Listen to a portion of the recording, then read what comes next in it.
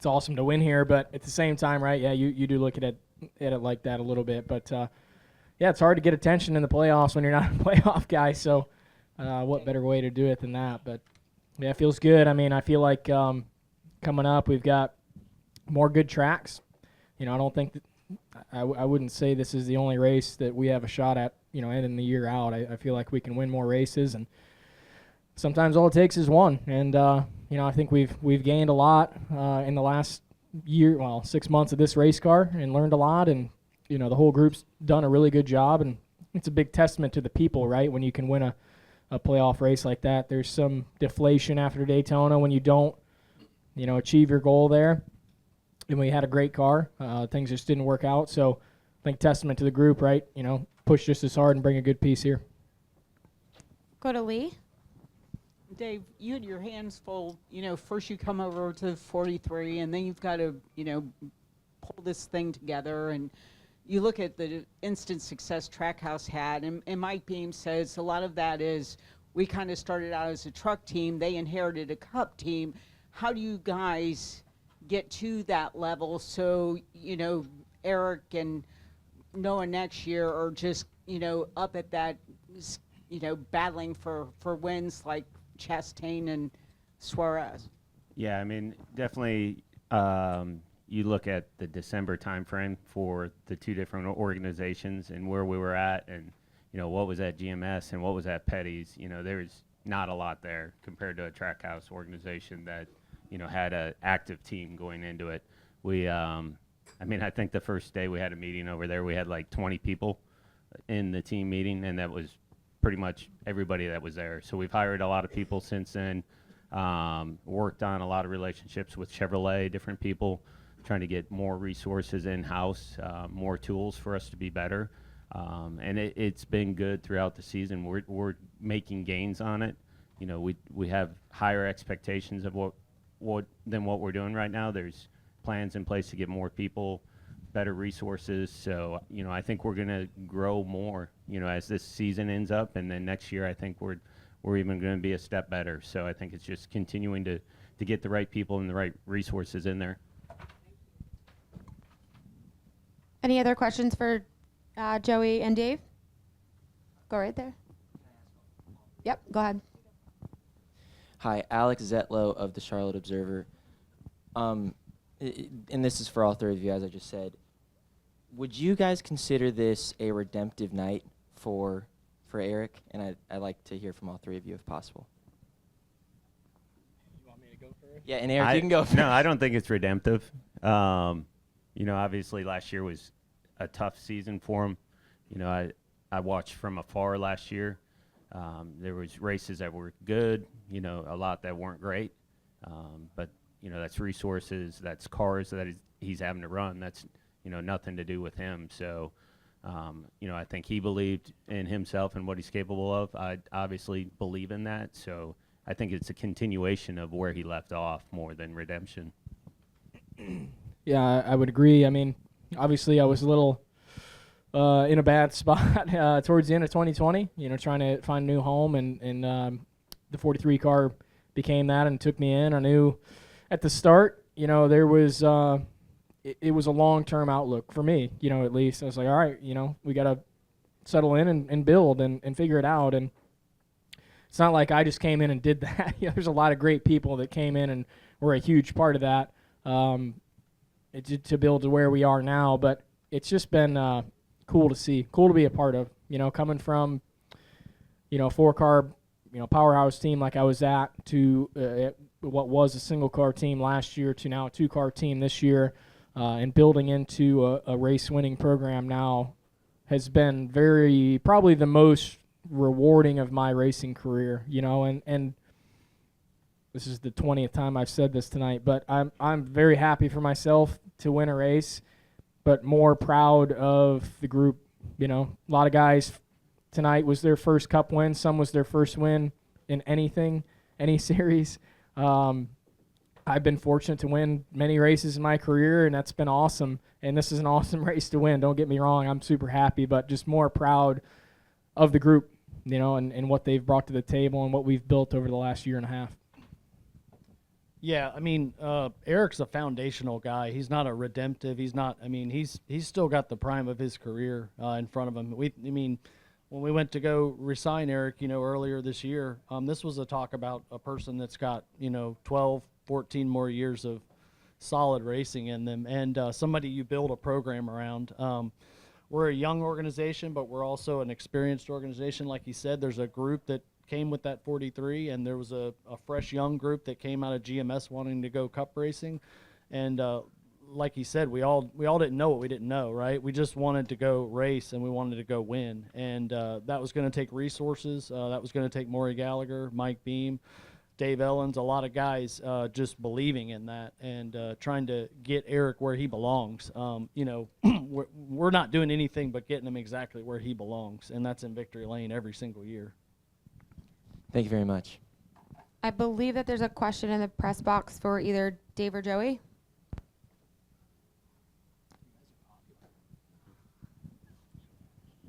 Motorsport.com is actually for Erik.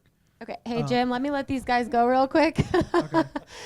Dave, Joey, thank you guys so much Thank you. for joining us. Don't want to hold you up.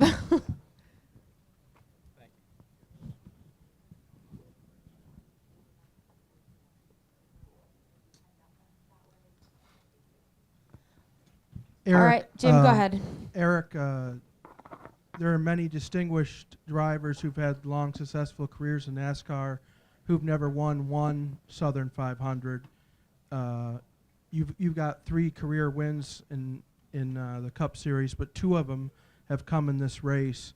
A lot of people usually talk about that this is sort of a driver's track, and it says a lot about a driver. But what does it say to you, winning twice, having this twice? Jeez, it's like asking me to be braggadocious about this, man. I mean, I've just really liked this track. There's tracks as a driver that you're really comfortable at, feel really good about. And Darlington's one of those places for me. Here, Bristol, there's a handful of tracks in the Cup Series for me that I know going into it, if the car's, close and good, we can have a shot to win. And this weekend was no different. I knew we had a good car coming into it. I knew we've made some good gains and had a shot to go and run up front. I'm blessed to win this race twice. Like you said, there's guys that have never won this race, very successful guys, and that's such a cool trophy. I kept that one in my house for a long time, the last time I won it, just to see those faces and those names. That's pretty special for me to be on, and I've been a big fan of the history of the sport for all my life as a kid growing up and even until today. But just love this place, love the racing here. I love this race specifically. I feel like when we started coming here in the spring, I run okay in the spring race. I feel like we're always a top 10 car, but this is the race that I always have circled. From the length of it to the transition from day to night, just every bit of it I love. We'll go to Matt. MattWeaver, Racing America. Kind of on the redemptive note, I know how proud you were and excited to be able to make it to the Cup Series and to be able to do it with a big team at Joe Gibbs Racing, and then it didn't play out the way that you would have wanted it to. There were good moments, but as a whole, right? When it comes down that you're not coming back there again and you're trying to put a piece together to stay here at this level, was there any sort of doubt or trepidation, fear that you couldn't get back to this level where you're winning marquee races? It's a good question. I would say I was not in desperation mode when I went to the 43 car. I was in the outlook I had was to build. I knew last year was going to be a tough year, and I think there was some really high hopes in the 43 camp that last year was going to be, a magic year.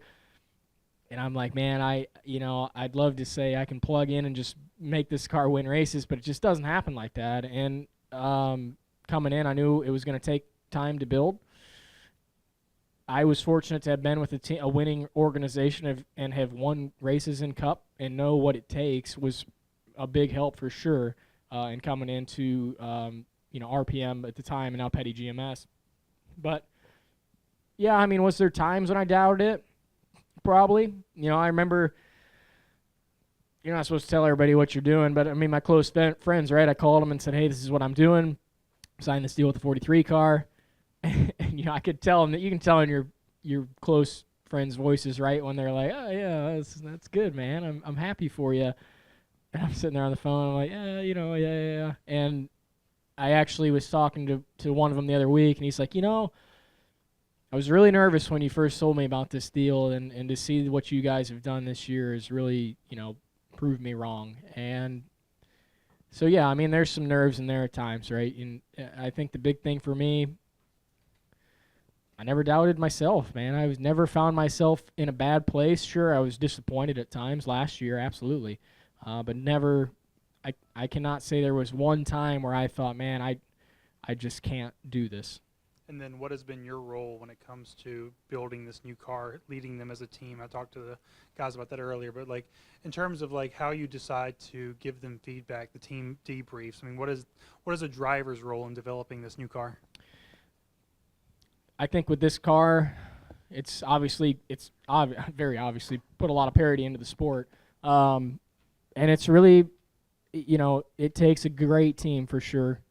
Some of it has been, I think, on the drivers to really learn about this car and the handling and the suspension.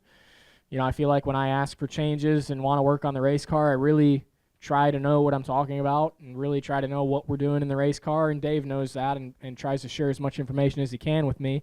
But obviously my role, I guess, is trying to, find the right people. When we were at the end of last season and knew we were making a change as far as crew chief, obviously there's a few names you kind of put on the board like, okay, these are the guys we want to go after. And Dave was the, resounding guy as far as who we wanted to get. And I knew as soon as we got him signed, it was going to be a different season. Dave is a sharp guy. He's got the kind of background I like. He's got the approach I like, the demeanor I like. And he was just really the guy that been looking for in the Cup Series. He's just the kind of guy I wanted to work with. And he's been a bigger game changer than what I could ever bring to the table. Well, good. Kelly Crano, Racer.com. Eric, two things. Joey Logano said that this, to him, the Southern 500 is the toughest, the longest and the toughest race. Obviously, the Coke 600 is pretty damn long, but he said this one is the toughest. So he said for you should be proud of yourself. And then when he realized this is your second one, he went, sheesh. So what does it mean to hear other drivers just give a compliment like that? Yeah, it's cool. I mean, you'll always, every person seeks respect from their peers, right? It doesn't matter what you're doing. Obviously, in racing, we seek it. Day-to-day work, it doesn't matter what you're doing. So it is cool to have that respect. I've tried to earn the respect of my competitors as a driver and as a competitor. Darlington is a tough place. Like I mentioned, though, it's just a place I felt good about. It reminds me so much of places that I just grew up racing at, and it's bigger, but it takes a lot of things that I did as a young guy racing late models to be successful. It takes a lot of those same things here. And I think you said in your television interview this was the calmest you've ever been running for a win. Why was that? What was different about this time? I wish I knew. I'd do it every time. To be honest, I hadn't been in position to win a race in a while, number one. But I went and ran some late model races this year. Grabbed a win at ORP against William Byron up there, and kind of got me back in the mindset like, all right, got to get in the mindset of winning these races again. I went through a year where we were not in contention to win. I went to Auto Club earlier this year with a winning car and didn't win the race, and a lot of it was just because I was rusty. I was sloppy on restarts and car placement and stuff that I know I can be better at, and I was like, man, I just gotta get back in that groove. But some of it's just having been there, right? And I looked back towards the other Southern 500 I won here, and that was probably harder as a driver, to be honest, because I ran out felt like the entire last segment. We went through pit stops, racing with those guys, racing with Kyle at the end for what felt like 50 laps. So I'm like, this one, I'm like, man, all I got to do is 20. If I can get clear, just run 20 perfect laps and it's all mine, and that's, I guess, why I felt so good about it. We'll go in the back to Barry. Erik, I think you segued into what I was going to ask you about. As I've watched you this season, seeing the top fives, the top tens, at what point did you feel like that as an organization you had turned the corner and that we have a fighting chance to win? Almost right off the bat. We went to Daytona 500 and we were good, but then we went to Auto Club, the second race of the season, and qualified second. We had a shot at the pole. We led laps. We were up front in contention for the win. And I was like, man, this new car, like, we have a shot now. And from that point on, I was like, we can do it. We can win a race, non-speedway race this season. There was ups and downs. I would say probably the past 3 months, I would have said no way we could have won this race. But the last month, we've made some good stuff and good gains on this race car where we have been good enough to win these races. So, I guess it's been a little bit of both, right? The start of the season, I felt good. Then we went through a lull, but then we've been back on it. And it's a good group, man. Probably the best group I've had in my career at this level as far as people. And it shows. Thank you. All right, Amanda, we're going to hit these camera guys. So we'll go to them in the back first, and then right here, and then in the back to Pete. Chris Weaver with Fox 8 WGHP High Point. Have you got the 43 back in victory lane? What do you think about that, and have you talked to the King yet? Yeah, I talked to him on the phone. Him and Dale Inman had left earlier to go home. They said it was getting too late. They needed to go and rest. They had to drive home. But, yeah, I did talk to him, and that was cool. I mean, I obviously have gotten to know the King pretty well over the last year and almost 2 years now, and I wish I could have seen him face-to-face, right, just to see his emotion. And I will. I can't. I really would love to just sit down and watch the race with him, especially the ending there, and talk about it. But it's been fun, man. I mean, with Richard, he hasn't raced in almost 30 years now, but the car has changed and everything. But what doesn't really change is the mentality, right? It's the same. I mean, he's a racer. He won 200 races, 7 championships. I mean, he knows how to get it done. So he's shared a lot of wisdom with me and has given plenty of constructive criticism, which has been good. And I've enjoyed. It's been just cool to hear from him. I mean, it's cool to hear what he thinks after watching a race, what I can do better. And there's totally been things I've learned from him. Some people may not believe that, but there's been stuff that I've definitely learned from that guy. Yeah, Danny's been. I laugh. Just him and I have a good relationship, but just so cool to get him in victory lane. What he's done the last year and a half has been great. He had a tough role last season. He was really had a heavy load, and this year I think him and Dave have meshed super well. It was Dave's decision, right? He could keep Danny or let Danny go, to be honest. At the start of the season, he liked Danny, wanted to keep him, wanted to work with him. And him and Dave just meshed so well. Danny has done so much work in the simulator. I make fun of him because we go to the simulator so much and he makes me go so much, but he's definitely going to continue to make me go plenty now that we've won a race together. So he just does a great job. He's a smart dude. He's really got a great role in what he does as far as being a race engineer. Really loves that side of it, the technical side of it, running the sim, coming up with changes, bouncing ideas off of, and he takes it very seriously. He's very serious about the racing. So I like how he approaches it. He's got a similar approach when you get to the racetrack as what I do. It's all business when you're here, and you're here to race, and you're here to win, and Danny's done a great job. We'll go to Pete. Pete Iacobelli, Associated Press. Erik, I'm sure you were as congenial a teammate at Gibbs as you can possibly be in this sport. Was it at all maybe a little odd that you're trying to chase down Martin, who looks like he's got the strongest car, then you're trying to chase down Kyle, and then you're out racing Denny for the win?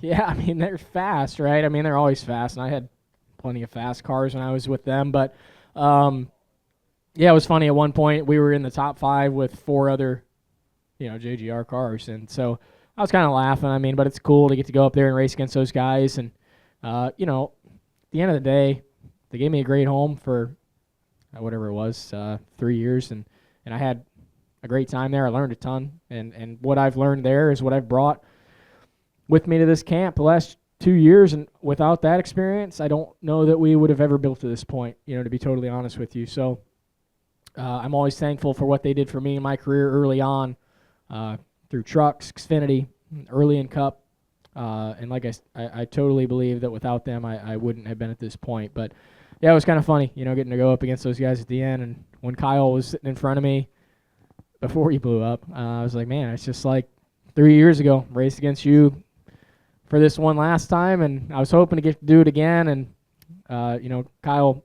has meant a lot to my career, so I was looking forward to getting to go up against him. We'll go to Jordan, and then to Lee, and then to Dalton. Kind of, Jordan Bianchi, The Athletic, you kind of answered the question a little bit, but when the 18 and the 19 dropped out, I mean, it opened. What was your perspective on that, and did you feel like this is our chance? Yeah, I mean, when the 19 dropped out, I was like, wow, okay, you know, we've got a shot. Kyle had gotten to the wall pretty good, and I think he had some damage enough that it was making a difference in his race car. But when the 18 blew up under yellow, I was like, holy cow, like this is a gift from above, right? And I mean, I felt like it's a sign, you know, I can't give it up at this point. So I've never had anything like that happen in my racing career. But you got to be there. We were in position. You know, we were in second place before Kyle had his issue. I knew when we took the lead, I was like, geez, it's really my race to lose now. But yeah, it was crazy. I've never had anything like that happen. You missed victory lane coming down pit road the first time. You had to back up. Yeah, I did. I was like, you know, it was funny because I was driving down the front stretch. I was carrying the flag and enjoying everything with the fans, and I'm like, man, I know where victory lane's at here and everything, and I blew right past it. So I guess I'd forgot. It's been a minute. We'll go to Lee, and then to Dalton. Congratulations. Just kind of curious, Trackhouse has gotten a lot of attention this year, and you guys are kind of, you know, in that building process as well. And I'm just curious, they all really believed in the philosophy of what Justin Marks was putting in. You feel like you're in the same position with Dave Ellens. You really wanted Dave Ellens. You got Dave Ellens. Maury, you know, he's really tried to get to this point for several years. This wasn't an overnight deal for him either. So do you see yourself getting to a point where you could build it up to have the kind of continual success that they're having? You know, I hope so. That's the ultimate goal for sure. Getting that first win is a big step for us. You know, Maury has been building a lot of the similar things as what they have, but Maury's a very quiet guy. Maury, obviously, he's not even here tonight, right? So I wish he was, but you know, he doesn't like to be in the limelight. He's not flashy. You know, he kind of just does his own deal. I appreciate that. I'm kind of the same way, so I can relate to him. But it's funny. Yeah, I mean, I think he's building the same stuff. He's got the same game plan. You know, we do need to there's some stuff we need to improve on to be on the same level as what those guys are right now. But we have the potential in the people and the equipment, you know, to do the same sort of thing those guys have. We'll go to Dalton. Erik, Dalton Howard's thefrontstretch.com. This win comes a week after the playoff cut. Tragically ironic, but does that make this win just a little bittersweet in a way? Yeah, I mean, yes and no. I don't look at life like that. You know, I'm in the moment. I guess it's because I'm somewhat ADD. I just kind of roll with what's going on. I'm a little, what's ever happening is happening. But, you know, you can't dwell on what could be. You know, yeah, sure, it'd be awesome to be 2 wins in a row and in the round of 12. But I'm just proud that we've won this race at this point, you know, and that's the way I look at it. I'm excited to celebrate with everybody. I'm proud of the group. Yeah, I mean, you can't help but think about it a little bit, but I don't dwell on it too much. Do we have any other questions for Erik? We'll come right here to the middle, Amanda.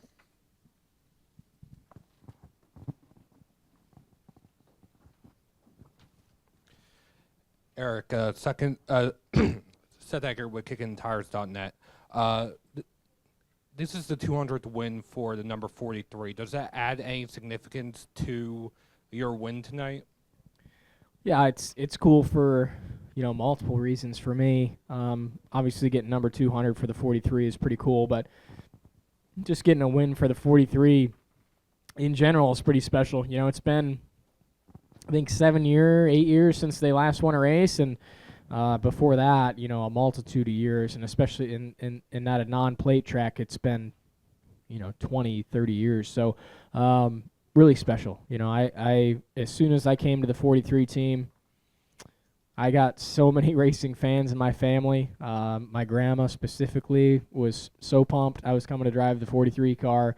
I just could not wait to try to get a win for that group, and just wanted it, man. Wanted it more than ever. And getting them back to victory lane for the first time in a while has been really a dream come true today. Go to Dustin. Dustin Long, NBC Sports. Of everything you experienced, and what is most meaningful of being back in victory lane for you personally? Well, I guess for me personally, it's just I guess probably a lot of people counted me out, after the 20 car and leaving that, and obviously that's a very winning organization, is in contention for wins, championships week to week and year to year.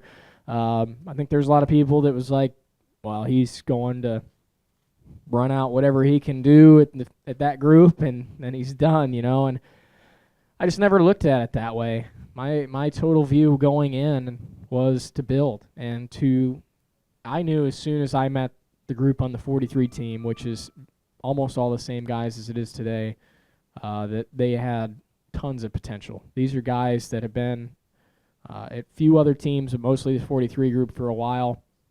They had lots of potential. And so I guess the biggest thing for me that I'm proud of personally is just to see the growth. We went from a team last year that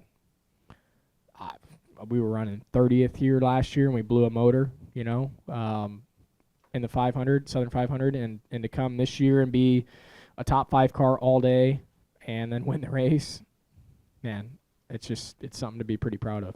So when you think about where you guys have come in the last 9 to 10 months, and obviously came out the gates quickly, is it easy to project what things could look like in 9 to 10 months? And if so, what does that look like potentially in your mind? Well, you don't want to go crazy, right? Obviously today's a great day, and we're not going to look at, for us, our group, we're going to enjoy it, live it up for a day or two, and then get back to work. But for me, it's just, we've been in contention. It's not like we just randomly won a race. There's been other days this season we've had cars good enough to win. We just haven't executed, and today, man, we hammered it. The pit crew was on it. Dave made some good calls at the end of the race. We got track position, and we made it happen. And there's been other days we could have had similar days. Some of it's things didn't go our way. Some of it was bad execution. But in the future, looking forward, you can't let it slip. I mean, you got to continue to grow, build on this momentum. We've got it going right now, obviously, with the car and what we're doing, but we got to continue to get it better and continue to get our program better. We've hired a lot of great people, but there's hopefully, with this win, I'll boost some more people to want to come over and work with us and continue to get this program stronger. All right, Eric, congratulations. Thanks for your time today. Thank you, guys.